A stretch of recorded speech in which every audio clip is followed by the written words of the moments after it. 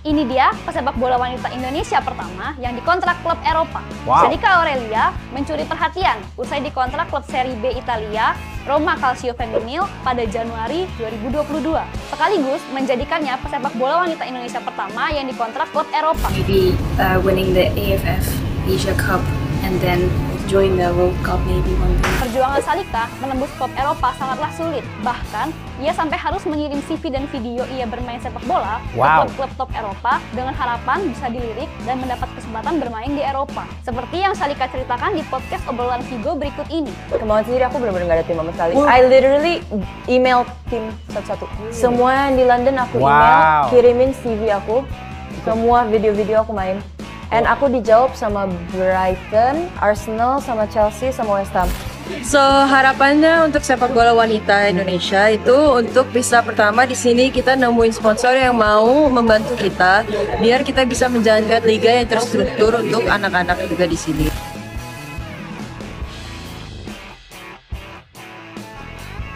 Timnas Putri mengejutkan kita semua, sekaligus bikin kita takjub dengan prestasi yang mereka torehkan. Baru-baru ini mereka berhasil tumbangkan Timnas Putri Malaysia 1-0 dan Timnas Putri Indonesia berhasil lolos ke semifinal Piala AFF 2024. Wow, ini adalah sebuah prestasi yang sangat luar biasa sekali. Yang bikin saya lebih takjub adalah ternyata ada beberapa pemain dari timnas putri kita ini, mereka bermain di Liga Eropa. Bukan main-main. Klub yang mereka bela itu sangat luar biasa sekali. Timnas Putri Indonesia kalahkan Malaysia 1-0. Gol tunggal Indonesia dicetak oleh Claudia Skeuneman yang saat ini membela klub Hamburg SV U17. Hasil ini membawa Indonesia ke puncak klasemen grup B dengan raihan 4 poin dan memastikan tiket ke semifinal Piala AFF 2024. Indonesia hanya tinggal menunggu pemenang antara Kamboja versus Malaysia untuk menentukan status juara grup. Babak semifinal sendiri dijadwalkan 2 Desember 2024. Ini otomatis fans Garuda punya idola baru lagi, bertambah lagi. Saya yakin yang ngefans ini akan ada banyak sekali kaum Adam yang akan mengidolakan mereka. Tidak hanya jago bermain sepak bola, tapi mereka juga sangat luar biasa sekali secara penampilan. Ngomongin timnas Indonesia belum lengkap nih kalau kita ngomongin juga timnas wanita putri. Saat ini sedang membangun kekuatan baru di ASEAN, bahkan di Asia. Ada musim tambahan baru yang notabene sudah 3 pemain yang sudah menjadi warga negara Indonesia dan bermain saat melawan Hong Kong. Lalu ada 4 tambahan pemain baru yang akan bergabung dengan timnas Indonesia. Kalian bisa melihat gambarnya di atas. Dan yang jelas kalau kalian melihat gambar di atas, ini timnas wanita dipersiapkan untuk jangka panjang, terutama mendekati laga nanti di 23 November di ajang AFF Wanita Championship. Bagaimanakah kiprah dari Coach Mochi untuk menangani timnas wanita? Yang jelas kita harus tetap mendukung apapun keputusan yang dilakukan untuk Coach Mochi dan membangun sepak bola timnas wanita dari bawah sampai ke next level berikutnya. Dan yang perlu ketahui kemungkinan besar nanti untuk Liga Putri kita tahun 2026. Walaupun masih lama, tapi saat ini progres yang dilakukan PSSI sangat tepat, yaitu memperbaiki timnas dan nantinya akan mungkin membangkitkan euforia masyarakat yang berada di bawah untuk wanita untuk bisa lebih bermain sepak bola. Mungkin saja nanti klub-klub di Liga 1 akan banyak nih yang merekrut mereka. Tak hanya timnas Indonesia putra saja, PSSI juga mulai gencar melakukan naturalisasi untuk timnas putri. Sejauh ini sudah ada 3 pemain yang menjadi bagian dari skuad Indonesia putri, yakni Katarina Stalin, Sydney Hooper, Kayla Ristianto. Ada juga yang sedang dalam tahap proses naturalisasi, seperti Noalia Tomu dan Estella Laupati. Selain itu, PSSI juga berencana untuk menambah pemain naturalisasi. 2 nama sudah masuk radar pelatih Mochizuki, yaitu Natalia Grossman yang sedang ditunggu kabarnya karena saat ini masih mengalami cedera, serta Nikita Trom yang sudah oke dan tinggal menunggu waktu saja. Halo, nama saya Claudia Alexandra Schweinemann, posisi sebagai striker atau winger atau gelandang. Tadi sih bersyukur banget bisa menang lawan Moleste game pertama, terus juga game kedua bisa menang dan juga bersyukur banget bisa cetak gol dua-duanya. Tentunya sih target berikutnya semoga bisa masuk sampai final dan juga menang game berikutnya dan mudah-mudahan bisa juara ITF 19 tahun ini. Sebagai terakhir sih kita cuma dapat rest sehari, kita harus pintar-pintar dan banyak recovery dan semoga bisa menang lagi lawan Kamboja. Sejauh ini sih udah cukup bagus sih, tapi harus mainnya lebih tenang lagi, jangan terlalu emosi dan kerjasamanya harus lebih baik lagi. Maybe winning the AFF Asia Cup and then join the World Cup maybe one day. Wow.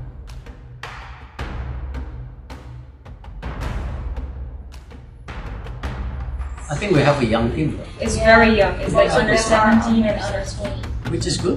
They can, yeah, of course, they can develop. Yeah, they can develop for the next 2-3 years. I'm very happy and very excited. I've waited for a very long time. Very excited, very happy, and I hope achieve a lot of things with the team. Maybe winning the AFF Asia Cup Wow. and then join the World Cup maybe one day.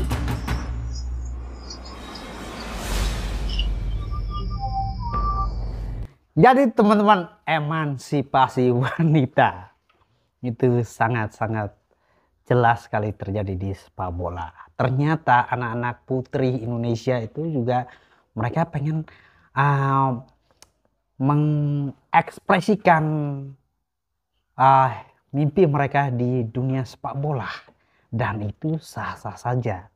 Nah, kita bersyukur karena di balik kenapa timnas Indonesia ini, kita jujur saja, sebelumnya kita tidak pernah mendengar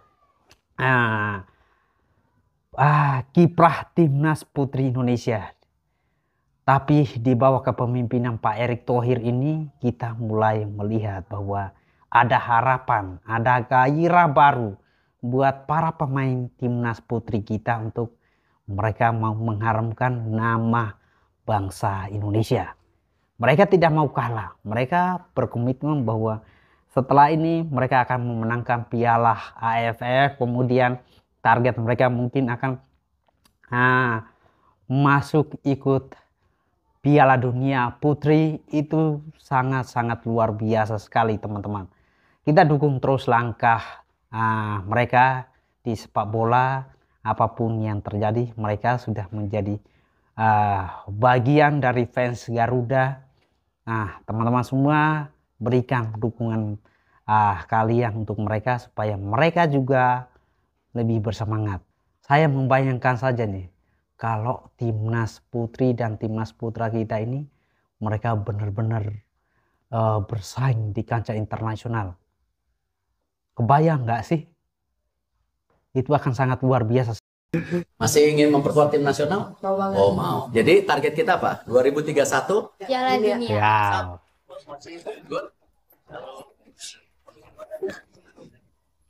Kita terus saja, kita training camp untuk terus meningkatkan kapabilitas para pemain. Ini nih yang saya suka deh. Kamu umur berapa? Masih bisa.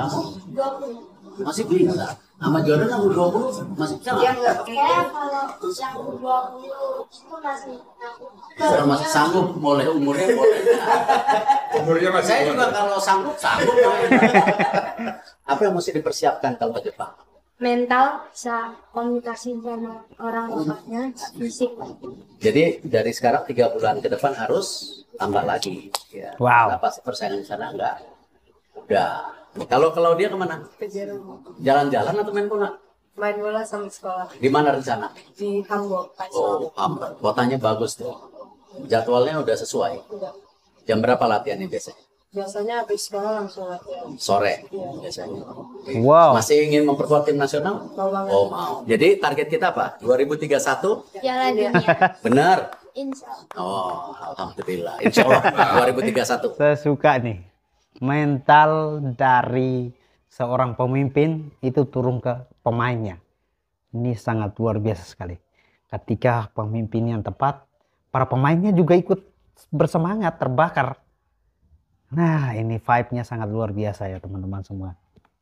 Setelah kemarin muncul istilah ultra seblak karena banyak cewek-cewek yang suka pemain timnas karena gantengnya, kali ini muncul aliran supporter baru di Sob. Banyak cowok-cowok yang mendadak jadi fans timnas wanita Indonesia karena dua pemain ini. Nah, kalau di timnas cowok kan ada ultra seblak nih Sob. Kalau di timnas cewek kira-kira apa nih julukan buat aliran supporter yang suka sama pemain timnas Indonesia wanita? Tulis di kolom komentar aja.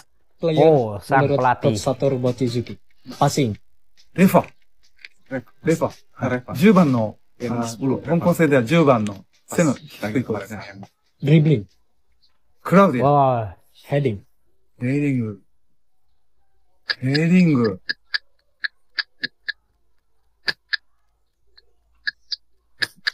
ヘディング。ヘディング。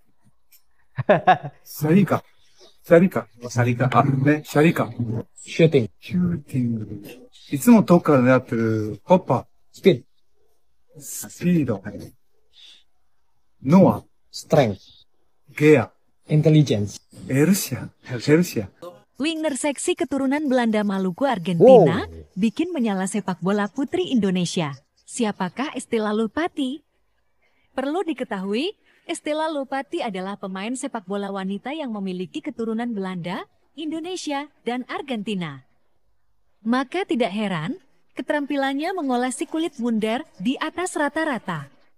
Selain itu, Estela memiliki kecepatan dribbling yang mumpuni. Insting untuk mencetak gol dan visinya memberikan umpan matang menjadi kelebihan lain dari sosok pesepak bola 20 tahun ini. Hal itulah juga yang membuat PSSI akhirnya melirik Estela Lupati dalam program naturalisasi pemain timnas Indonesia. Diketahui Estela Lupati mengaku ia memiliki darah Indonesia dari sang ayah. Wah. Ayah Estela Lupati merupakan pria keturunan Belanda Indonesia, di mana orang tuanya berasal dari Maluku. Mamaku Belanda Argentina, ayahku Belanda Maluku, mamanya ayahku, dia berasal dari Maluku. Aku sudah tanya ke mereka, dan kalau tidak salah mereka berasal dari Pulau Tuhala, ungkap Estela Lupati. Estela Lupati bermain untuk klub Buitenwalden selama 3 tahun.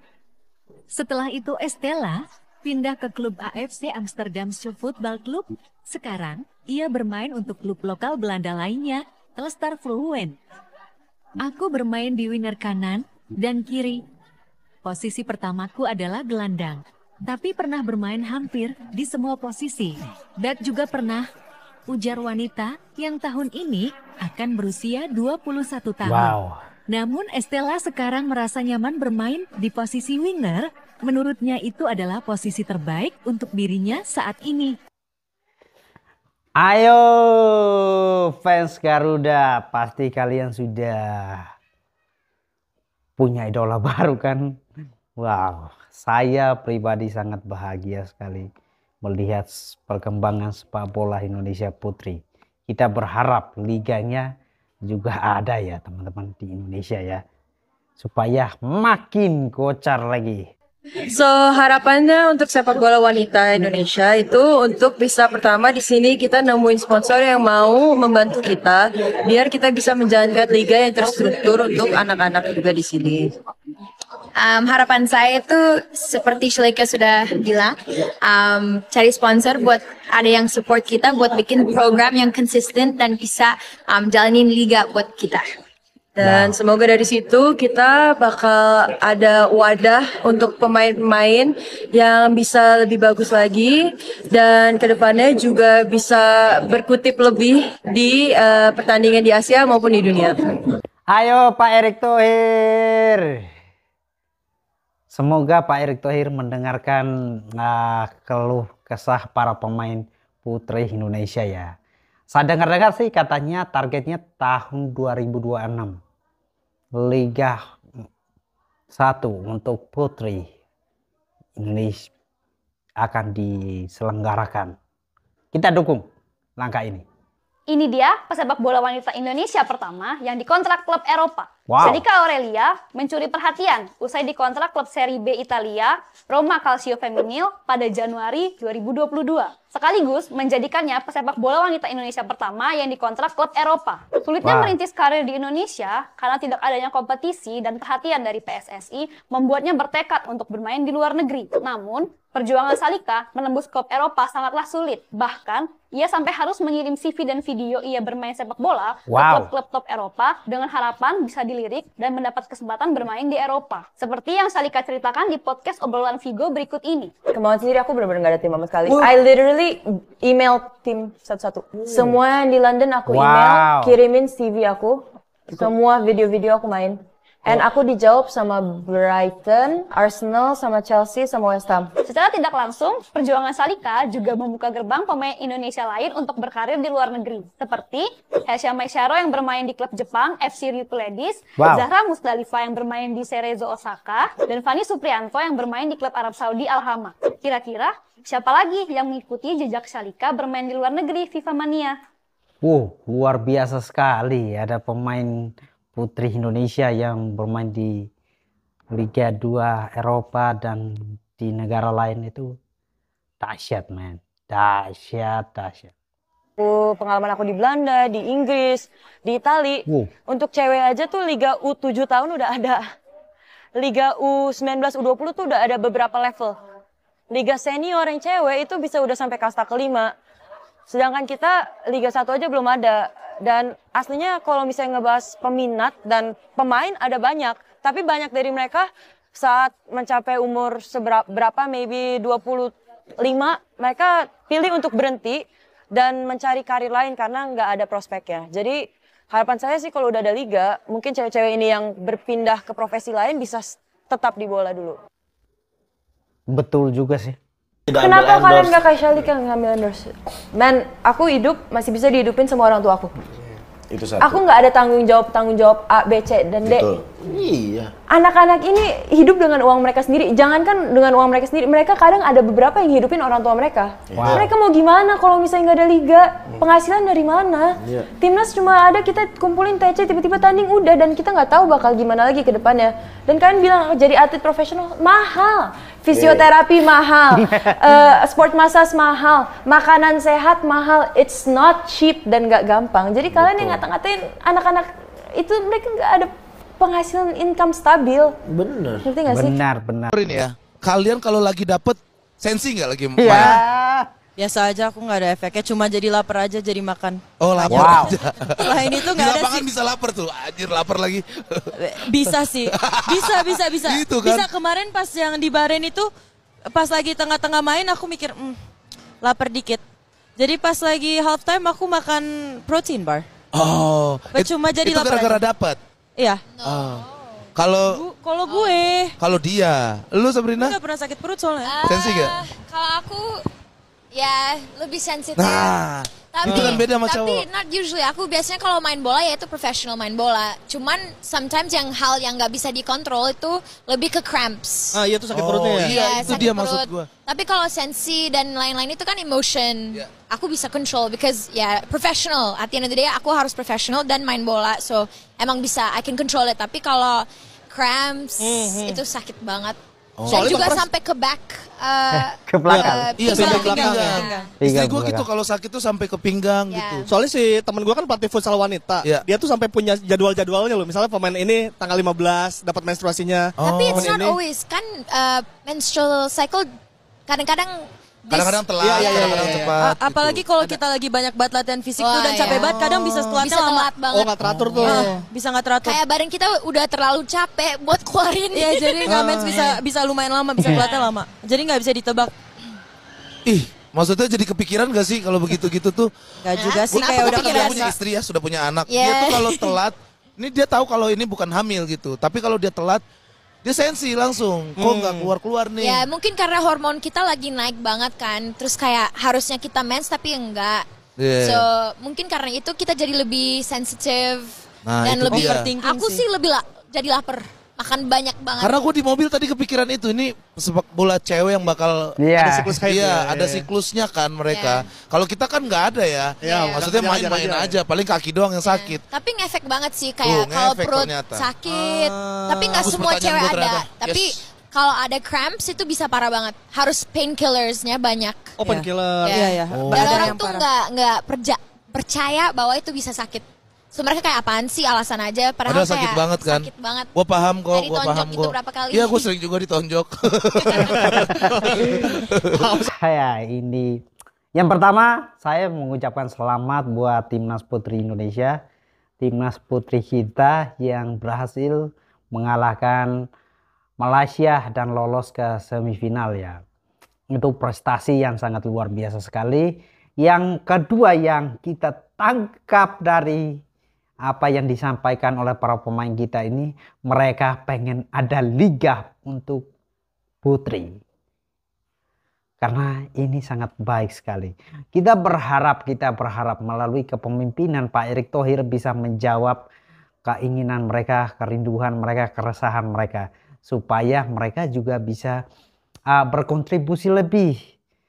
Karena kita lihat bahwa seperti salah satu pemain yang sampaikan bahwa kalau mereka tidak ada liga, otomatis itu mereka bingung mau ngapain lagi. Bahkan sangat disayang sekali, mereka punya potensi yang bisa berkembang lebih luas, tapi karena tidak ada liga atau organisasi yang mengorganisir liga untuk para putri kita ini, sehingga ketika mereka sampai di usia tertentu mereka beralih profesi. Karena sejauh ini kita memang tidak ada liga untuk putri sih. Kita berharap ya 2026 sudah ada dan bisa menjawab apa yang mereka impikan selama ini ya teman-teman. Terus dukung timnas putri kita supaya mereka bisa memberikan kontribusi yang besar sama seperti timnas putra kita. Peace.